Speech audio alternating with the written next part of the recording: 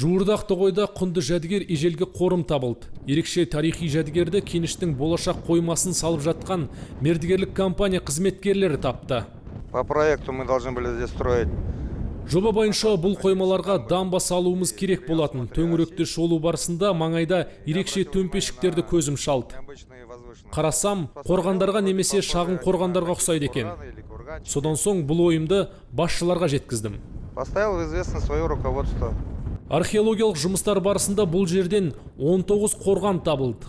Оның 7-і ерте қола дәуіріне тиесілі, яғни біздің дәуірімізге дейінгі 14-12 ғасырларға жатады.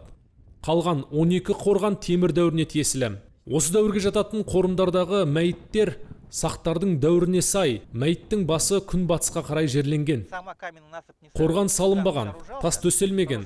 Қарап тұрсақ, мәйіттер периметрді бойлай жерленген, тастар қаланыпты. Тігінен қазып, мәйіттер шеңберді бойлай немесе шаршы бойымен жерленген. Қоршауға келер болсақ, бұл өлілер мекенін тірілер әлемінен бөлу деген сөз. Бақилық болған адам өлілер мекеніне аттанады, тірілер мекенін одан ажырату үшін осындай қоршаулар қойылған. Археолог мамандардың айтуынша, бұл қорым Қазақстан тарихын жаңа мәліметтермен толықтыра қойған жоқ. Қойымшылықта тұрмыстық бұйымдар да аз. Мамандардың пікірінше, қорымдар осыдан 2000 жыл бұрын тоналған. Бұл жерде қола моншақтар, темір жебелердің ұштары мен қыштан жасалған бірдекілі ыдысқана табылды. Бұл ежелгі ата-бабаларымыздың тарихының жаңа парағын ашу үшін жеткіліксіз дейді тарихшылар.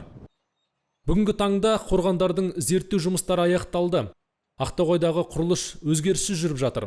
Келер жылдың соңына қарай мұнда кен өндіру жұмыстары басталмақ.